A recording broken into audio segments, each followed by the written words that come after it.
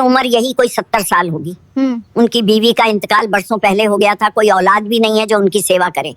खुश हो जा कनीज, तेरे नसीब जाग गए। तेरी शादी शहर के सबसे अमीर सेठ जमालुद्दीन से तय कर दी है। चुपचाप निकाह के लिए तैयार हो जा, वरना इस घर के दरवाजे तेरे लिए हमेशा के लिए बंद हैं। भाईजान, क्या मेरा कसूर यही है कि मैं यतीम हूँ? क्या अम्मी अब्बू होते तो वो मेरा निकाह एक बूढ़े से करते? यह कहानी एक ऐसी मासूम यतीम की है जिसने अपनी पूरी जिंदगी दूसरों की सेवा और सब्र में गुजार दी, और जब दुनिया ने उसे ठुकराया तो अल्लाह ने उसे ऐसा नवाजा कि देखने वालों की आंखें फटी की फटी रह गईं। कनीज नाम की यह 18 साल की बच्ची, जिसके नसीब में उसके अपनों ने 70 साल का बीमार बूढ़ा लिख दिया था। सबको लगा था कि कनीज की जिंदगी अब बर्बाद है, लेकिन वो नहीं जानते थे कि अल्लाह की लाठी में आवाज नहीं होती, और जब वो देता है तो छप्पर फाड़ कर देता है। यह कहानी आपके दिल को झकझोर देगी और आंखों में आंसू ला देगी। आखिर क्या लिखा था उस बूढ़े की वसीयत में, जानने के लिए अंत तक बने रहें। चलिए कहानी शुरू करते हैं। कहते हैं कि यतीम के सिर पर हाथ फेरने से भी जन्नत मिलती है, लेकिन अगर उसी यतीम पर जुल्म किया जाए तो अल्लाह का अर्श भी कांप उठता है। यह दास्तान है एक छोटे से कस्बे की रहने वाली कनीज की। कनीज महज 18 साल की थी, लेकिन उसकी आंखों में 80 साल के बुजुर्ग जितना गम और खामोशी थी। जब वह बहुत छोटी थी तभी उसके वालिद और वालिदा एक सड़क हादसे में अल्लाह को प्यारे हो गए थे। उसके बाद से कनीज अपने बड़े भाई राशिद और भाभी सलमा के रहम ओकरम पर थी। भाई राशिद तो दिल का बुरा नहीं था, लेकिन वह अपनी जुबान दराज बीवी सलमा के आगे बिल्कुल बेबस था। सलमा एक ऐसी औरत थी जिसके दिल में रहम नाम की कोई चीज नहीं थी। उसे कनीज एक आंख नहीं भाती थी। उसे लगता था कि यह लड़की उनके घर पर एक बोझ है जो मुफ्त की रोटियां तोड़ती है। सुबह की अजान के साथ ही कनीज की जिंदगी की जद्दोजहद शुरू हो जाती थी। अभी सूरज निकला भी नहीं होता कि सलमा की कड़वी आवाज पूरे घर में गूंजने लगती। अरे ओ कनीज, अभी तक सो रही है महारानी? उठ और चूल्हा जला, मेरे बच्चों को स्कूल जाना है। कनीज अपनी फटी हुई चादर हटाती और या अल्लाह मदद कर कहकर उठ जाती। कड़ाके की ठंड हो या तपती गर्मी, कनीज के लिए कोई छुट्टी नहीं थी। वह पूरे घर का झाड़ू पोछा करती, कपड़े धोती, बर्तन मांजती और फिर सबके लिए खाना बनाती। लेकिन इतना सब करने के बाद भी उसे खाने को क्या मिलता? रात की बची हुई रूखी सूखी रोटियां। सलमा अपने बच्चों को तो घी लगाकर पराठे खिलाती, लेकिन कनीज के सामने एक सूखी रोटी फेंक कर कहती, ले खा ले और अल्लाह का शुक्र मना कि तुझे छत मिली हुई है, वरना यतीमों को तो कोई भीख भी नहीं देता। कनीज चुपचाप वह रोटी उठाती, अपनी आंखों से बहते आंसुओं को पोंछती और दिल ही दिल में कहती, ऐ मेरे मालिक, तू तो सब देख रहा है, मुझे सब्र दे। कनीज इतनी खूबसूरत और नेकदिल थी कि देखने वाले कहते थे कि यह तो कोई हूर है, लेकिन उसके मैले कुचैले कपड़े और उदास चेहरा उसकी खूबसूरती को छिपा लेते थे। वक्त गुजरता गया। अब मोहल्ले के लोग दबी जुबान में बातें करने लगे थे। राशिद भाई, अब बहन की शादी कर दो, जवान लड़की घर में बैठी ठीक नहीं लगती। यह बातें सलमा के कानों तक भी पहुंची। उसे चिंता सताने लगी, लेकिन कनीज की खुशी की नहीं बल्कि दहेज की।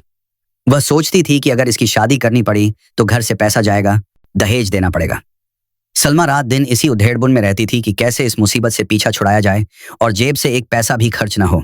तभी एक दिन उनके घर एक रिश्ता आया। रिश्ता लाने वाली बुढ़िया ने सलमा के कान में कुछ ऐसा कहा कि सलमा की आंखें चमक उठी। बुढ़िया ने कहा, सलमा बेटी, शहर के बड़े सेठ जमालुद्दीन साहब हैं। बहुत पैसा है, बड़ी हवेलियां हैं, लेकिन बेचारे बहुत बीमार रहते हैं। तो उम्र यही कोई 70 साल होगी। उनकी बीवी का इंतकाल बरसों पहले हो गया था, कोई औलाद भी नहीं है जो उनकी सेवा करे। उन्हें एक बीवी चाहिए जो उनके बुढ़ापे में उनकी सेवा कर सके, उन्हें दवा दे सके। उन्हें लड़की की खूबसूरती या खानदान से मतलब नहीं, बस सेवा करने वाली हो। और सबसे बड़ी बात, वो दहेज नहीं मांग रहे, बल्कि लड़की वालों को मेहर की बहुत बड़ी रकम देने को तैयार हैं। सलमा का लालची दिमाग तेजी से चला। 70 साल का बूढ़ा बीमार, इसका मतलब कनीज कुछ ही दिन में विधवा हो जाएगी, लेकिन मेहर की रकम तो मिल जाएगी। लेकिन खाला, वो बीमार हैं तो कितने दिन जिएंगे? अरे डॉक्टर ने जवाब दे दिया है, मुश्किल से 6 महीने या साल भर के मेहमान हैं। बस उन्हें एक सहारे की जरूरत है।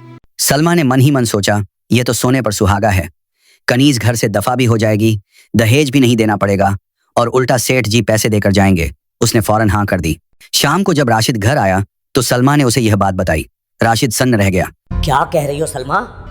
कनीज अभी सिर्फ 18 साल की है, वो फूल जैसी बच्ची है। और सेठ जमालुद्दीन 70 साल के, वो तो उसके दादा की उम्र के हैं। लोग क्या कहेंगे?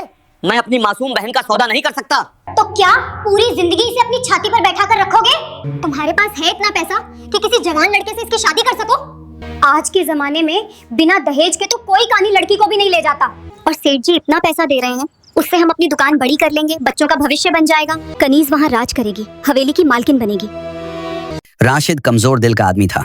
बीवी की जिद और रोज रोज के झगड़ों के आगे उसने घुटने टेक दिए। अगले दिन कनीज को यह फरमान सुना दिया गया। सलमा ने मिठाई का डिब्बा कनीज के आगे रखा और बोली, खुश हो जा कनीज, तेरे नसीब जाग गए। तेरी शादी शहर के सबसे अमीर कनीज के सेठ पैरों तले जमालुद्दीन से जमीन तय खिसक कर दी गई। है। उसने सेठ जमालुद्दीन का नाम सुना था। वो जानती थी कि वो बहुत बूढ़े और बीमार हैं। उसकी आंखों से आंसू छलक पड़े। उसने अपने भाई की तरफ देखा। भाईजान, क्या मेरा कसूर यही है कि मैं यतीम हूँ? क्या अम्मी अब्बू होते तो वो मेरा निकाह राशिद एक नजरें बूढ़े से नहीं मिला करते? पाया और वहां से उठकर चला गया। सलमा ने कनीज का हाथ झटकते हुए कहा, ज्यादा नाटक मत कर। हमने तुझे पाल पोस कर बड़ा किया है, अब तेरा फर्ज है कि हमारे के बारे में सोच। अब चुपचाप निकाह के लिए तैयार हो जा, वरना इस घर के दरवाजे तेरे लिए हमेशा के लिए बंद हैं। कनीज के पास कोई रास्ता नहीं था। वह पूरी रात जायनमाज पर बैठी रोती रही। उसने अल्लाह से फरियाद की, या रब्बुल आलमीन, अगर मेरी तकदीर में यही लिखा है तो मुझे इसे सहने की ताकत दे। मैं तेरी रजा में राजी हूँ। निकाह का दिन आया। यह कोई शादी का घर नहीं लग रहा था, बल्कि ऐसा लग रहा था जैसे किसी की मैयत उठने वाली हो। न कोई ढोल, न कोई शहनाई। कनीज को लाल जोड़ा पहनाया गया जो किसी पुरानी संदूक से निकाला गया था। मौलवी साहब आए, सेठ जमालुद्दीन भी आए, लेकिन दूल्हा बनकर नहीं, बल्कि एक मरीज की तरह। वो कार से बड़ी मुश्किल से उतरे और आंख सेठ जमालुद्दीन भी हाथ में लाठी थी और खांस रहे थे। उनके चेहरे पर झुर्रियां थीं और बाल सफेद रुई जैसे थे। मोहल्ले की औरतें छतों से झांक रही थीं और बातें बना रही थीं। हाय बेचारी कनीज, कैसी फूटी किस्मत पाई है, जवानी में ही बुढ़ापा देख लिया। निकाह पड़ा गया।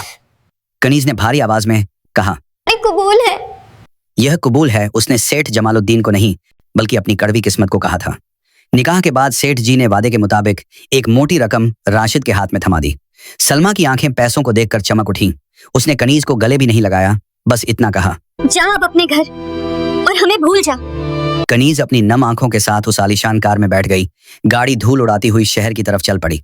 सेठ जमालुद्दीन की हवेली वाकई बहुत बड़ी थी, लेकिन वहां खामोशी का राज था। चारों तरफ नौकर चाकर थे, लेकिन कोई अपना नहीं था। सेठ जी को उनके कमरे में ले जाया गया। कनीज भी डरते डरते अंदर गई। कमरा दवाइयों की गंध से भरा हुआ था। सेठ जमालुद्दीन पलंग पर लेट गए और जोर जोर से खांसने लगे। कनीज ने अपनी घबराहट को दबाया और जल्दी से पानी का अंदर गिलास भरकर उन्हें दिया। सेठ जी ने पानी पिया और कनीज की तरफ देखा। उनकी आंखों में हवस नहीं, बल्कि एक लाचारगी और दुख था। उन्होंने कांपती आवाज में कहा, बेटी, मुझे माफ करना। मैं जानता हूँ ये तुम्हारे साथ नाइंसाफी है। मेरी उम्र तुम्हारे दादा जैसी है, लेकिन मैं मजबूर था। मेरे पास दौलत बहुत है, लेकिन कोई ऐसा नहीं जो मुझे दवा दे सके, जो 2 घड़ी मेरे पास बैठकर बात कर सके। मैं तुम्हें बीवी का दर्जा तो शायद न दे पाऊं, लेकिन तुम्हें किसी चीज की कमी नहीं होने दूंगा। मैंने तुमसे निकाह इसलिए किया, मैं तुम्हें बीवी का दर कर सकूं। कनीज का दिल यह सुनकर पसीज गया। उसके दिल से डर निकल गया और रहम आ गया। उसने अपना घूंघट ठीक किया और बोली, सेठ जी, आप मेरे सरताज हैं। मेरा निकाह आपसे हुआ है, तो आपकी सेवा करना अब मेरा दीन भी है और दुनिया भी। आप फिक्र ना करें, मैं अपनी आखिरी सांस तक आपकी सेवा करूंगी। और उस दिन से कनीज की एक नई जिंदगी शुरू हुई। वह सुबह फजर में उठती, नमाज पढ़ती और फिर सेठ जी की सेवा में लग जाती। वह उन्हें अपने हाथों से नहलाती, उन्हें वक्त पर दवा देती, उनके लिए नरम खाना बनाती जो वो आसानी से खा सकें। सेठ जी को चलने फिरने में दिक्कत थी तो कनीज उनका सहारा बनती। रात रात भर जब सेठ जी को खांसी आती और वो सो नहीं पाते, तो कनीज उनके सिरहाने बैठकर उनके पैर दबाती और कुरान की आयतें पढ़कर उन पर दम करती। हवेली के नौकर भी हैरान थे। उन्होंने देखा था कि कैसे सेठ जी के रिश्तेदार आते थे तो सिर्फ जायदाद की बातें करते थे, लेकिन यह लड़की जो इस घर की मालकिन बन सकती थी, वो एक नौकरानी से भी ज्यादा सेवा कर रही थी। कनीज ने कभी नए कपड़े नहीं मांगे, कभी गहनों की फरमाइश नहीं की। वह सादगी से रहती और बस सेठ जी की सेहत की फिक्र करती। सेठ जमालुद्दीन की सेहत में कनीज की सेवा से थोड़ा सुधार आने लगा। उनके चेहरे पर थोड़ी रौनक आ गई। वो अक्सर कनीज से कहते, कनीज, तुम इंसान नहीं फरिश्ता हो। मेरे गुनाहों की माफी के लिए अल्लाह ने तुम्हें भेजा है। मुझे अफसोस है कि मैंने तुम्हारी जवानी कैद कर ली। सेठ जी, ये तो मेरा नसीब है। अल्लाह ने मुझे आपकी सेवा का मौका दिया, ये मेरी खुशकिस्मती है। उधर सलमा को जब पता चला कि सेठ जी अभी मरे नहीं हैं और कनीज वहां मजे से रह रही है, तो उसे जलन होने लगी। वह सोचती थी कि कनीज वहां मालकिन बनकर राज कर रही होगी। एक दिन सलमा और राशिद हवेली पहुंचे। उनका मकसद कनीज का हाल जानना नहीं, बल्कि यह देखना था कि कुछ और मिल सकता है क्या। जब उन्होंने कनीज को देखा तो हैरान रह गए। कनीज सादे कपड़ों में थी और सेठ जी के पैर दबा रही थी। अरे कनीज, हमने तो सोचा था तू रानी बनकर बैठी होगी, तू तो यहाँ भी नौकरानी बनी हुई है। भाभी, ये मेरा घर है और ये मेरे शौहर हैं। इनकी सेवा में ही मेरी जन्नत है। सेठ जमालुद्दीन ने सलमा की बात सुन ली थी। उन्हें बहुत बुरा लगा। उन्होंने भांप लिया कि यह औरत कितनी लालची है। वक्त गुजरता गया। 2 साल बीत गए। डॉक्टर ने 6 महीने कहा था, लेकिन कनीज की सेवा ने सेठ जी को 2 साल और दे दिए। लेकिन बुढ़ापा और बीमारी आखिर जीत ही गई। एक रात सेठ जी की तबीयत बहुत ज्यादा खराब हो गई। उन्हें सांस लेने में तकलीफ होने लगी। कनीज घबरा गई। उसने डॉक्टर को बुलाया। डॉक्टर ने चेक करके सिर हिला दिया और कहा, अब वक्त आ गया है। सेठ जी ने इशारे से कनीज को पास बुलाया। उनकी आंखों से आंसू बह रहे थे। उन्होंने कनीज का हाथ अपने कमजोर हाथ में लिया और कहा, कनीज, मैं जा रहा हूँ। मैंने तुम्हें कोई सुख नहीं दिया, सिर्फ सेवा करवाई। लोग मुझे बुरा कहेंगे, लेकिन अल्लाह जानता है कि मैंने तुम्हें अपनी बेटी से ज्यादा माना है। मुझे माफ कर देना। सेठ जी, आप ऐसा मत कहें। आपने मुझे छत दी, इज्जत दी। मैं आपकी शुक्रगुजार हूँ। सेठ जी ने कनीज के सिर पर हाथ रखा और कलमा पढ़ते हुए अपनी आखिरी सांस ली। पूरी हवेली में कोहराम मच गया। कनीज का रो रो कर बुरा हाल था। वह अब दुनिया में फिर से बिल्कुल अकेली हो गई थी। खबर मिलते ही सेठ जी के दूर दूर के रिश्तेदार, जो कभी हाल पूछने नहीं आए थे, गिद्धों की तरह हवेली में जमा होने लगे। हर किसी की नजर हवेली और तिजोरी पर थी।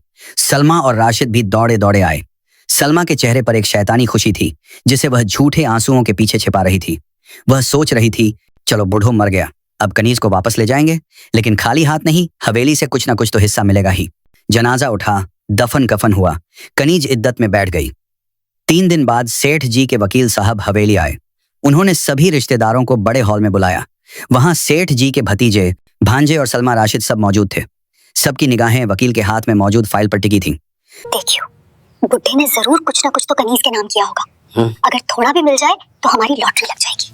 वकील साहब ने गला साफ किया और बोलना शुरू किया। मरहूम सेठ जमालुद्दीन साहब अपनी पूरी होशो हवास में ये वसीयत लिख कर गए हैं। उन्होंने अपनी जिंदगी में बहुत दौलत कमाई, लेकिन उन्हें सच्चा सुकून आखिरी वक्त में मिला। वकील ने चश्मा ठीक किया और वसीयतनामा पढ़ना शुरू किया। मेरे तमाम रिश्तेदार जो आज यहाँ मौजूद हैं, मैं जानता हूँ कि आप मेरी मैयत पर नहीं, मेरी दौलत पर आए हैं। जब मैं बीमार था, तड़प रहा था, तब आप में से कोई मुझे पानी पिलाने भी नहीं आया। इसलिए मैं अपने खानदान के किसी भी शख्स को अपनी जायदाद से एक फूटी कौड़ी भी नहीं दे रहा हूँ। हॉल में सन्नाटा छा गया।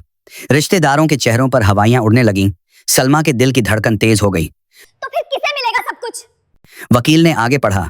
मेरी जिंदगी के आखिरी 2 साल जिस शख्स ने मेरी औलाद बनकर, मेरी माँ बनकर सेवा की, जिसने मेरे जख्म धोए और जिसने कभी मुझसे कुछ नहीं मांगा, वो मेरी बीवी कनीज है। लोग उसे मेरी बीवी कहते हैं, लेकिन मेरे लिए वो रहमत का फरिश्ता थी। इसलिए मैं जमालुद्दीन अपनी सारी जायदाद, ये हवेली, शहर की 50 दुकानें, फैक्ट्री और बैंक का तमाम पैसा मैं अपनी बीवी कनीज के नाम करता हूँ। आज से इस शहर की आधी जमीन की मालकिन कनीज है। यह सुनते ही जैसे वहां बम फट गया हो। सलमा का मुंह खुला का खुला रह गया। राशिद को यकीन नहीं हो रहा था। रिश्तेदारों के पैरों तले जमीन खिसक गई। वो कनीज, जिसे वो कल तक नौकरानी समझ रहे थे, जिसे अभागी और बेचारी कह रहे थे, वह एक ही पल में शहर की सबसे अमीर औरत बन गई थी। वकील साहब ने कनीज की तरफ देखा, जो कोने में सिर झुकाए बैठी थी और रो रही थी। उसे दौलत की कोई खुशी नहीं थी। उसे तो बस अपने उस साथी के जाने का गम था, जिसने उसे इज्जत दी थी। रिश्तेदार शोर मचाने लगे। ये वसीयत झूठी है। इस औरत ने बुड्ढे को फंसा लिया। लेकिन वकील ने कहा, ये वसीयत रजिस्टर्ड है और सेठ जी ने वीडियो रिकॉर्डिंग भी करवाई थी। इसमें कोई बदलाव नहीं हो सकता। हार मानकर रिश्तेदार पैर पटकते हुए चले गए। अब बचे थे सलमा और राशिद। सलमा का रंग एकदम बदल गया। वह दौड़कर कनीज के पास गई और उसके पैरों में गिर पड़ी। कनीज मेरी बहन, मेरी बच्ची, मुझे पता था तेरी किस्मत में राजयोग है। देख, अब तू अकेली इतनी दौलत कैसे संभालेगी? तू घर चल, मैं और तेरे भाईजान है ना, हम सब संभाल लेंगे, हम सब साथ रहेंगे। कनीज ने धीरे से अपने पैर पीछे खींचे। उसने अपनी नम आंखों से सलमा की तरफ देखा। आज कनीज की आंखों में वह डर नहीं था जो पहले हुआ करता था। एक अजीब सा सुकून और ताकत थी। उसने धीमी लेकिन सख्त आवाज में कहा, भाभी, जब मुझे एक रोटी की जरूरत थी तब आपने मुझे ताने दिए। जब मुझे सहारे की जरूरत थी आपने मुझे 70 साल के बीमार शख्स को बेच दिया। आपने तो मुझे मौत के मुंह में धकेला था। ये तो मेरा अल्लाह था जिसने उस आग को मेरे लिए गुलजार बना दिया। सलमा गिड़गिड़ाने लगी। माफ कर दे, आखिर हम तेरे अपने हैं, खून का रिश्ता है। कनीज ने राशिद की तरफ देखा जो शर्म से सिर झुकाए खड़ा था। खून का रिश्ता तो उसी दिन खत्म हो गया था भाईजान, जिस दिन आपने चंद रुपयों के लिए अपनी बहन का सौदा किया था। मुझे आपकी मदद की जरूरत नहीं है। सेठ जी ने मेरे लिए मैनेजर और वकील छोड़े हैं जो सब संभाल लेंगे। आप लोग जा सकते हैं। सलमा ने बहुत हाथ पैर मारे, लेकिन कनीज ने उन्हें हवेली से जाने को कह दिया। वह जानती थी कि अगर उसने दोबारा इन लोगों को अपनी जिंदगी में जगह दी तो ये फिर से उसे डसेंगे। सलमा और राशिद सिर पीटते हुए, पछताते हुए उस आलीशान हवेली से बाहर निकले। जो दौलत उन्हें मिल सकती थी, उनके लालच और जुल्म ने उसे हमेशा के लिए उनसे दूर कर दिया था। कनीज ने उस दौलत का इस्तेमाल ऐश और आराम के लिए नहीं किया। उसने सेठ जमालुद्दीन के नाम पर एक बड़ा अस्पताल और यतीम खाना खोला। वह यतीम बच्चियों की शादी करवाती, बेवाओं की मदद करती। लोग उसे अब कनीज बीवी नहीं बल्कि कनीज मां कहकर पुकारते थे। दोस्तों, यह कहानी हमें सिखाती है कि इंसान चाहे कितनी भी चालाकी कर ले, तकदीर अल्लाह लिखता है। जो दूसरों के लिए गड्ढा खोदता है वह खुद उसमें गिरता है, और जो सब्र करता है और अल्लाह के फैसले पर राजी रहता है, अल्लाह उसे वहां से देता है जहां से उसे गुमान भी नहीं होता। कनीज ने सब्र किया, सेवा की और अल्लाह ने उसे फर्श से अर्श पर पहुंचा दिया। आपको यह कहानी कैसी लगी? क्या कनीज ने सलमा और राशिद को माफ न करके सही किया? अपनी राय कमेंट में जरूर बताएं। अगर कहानी पसंद आई हो तो इसे अपने दोस्तों के साथ शेयर करें, और सबसे जरूरी, अगली वीडियो में एक और दिल छू लेने वाली कहानी के साथ। तब तक के लिए अल्लाह हाफिज, अपना ख्याल रखिएगा।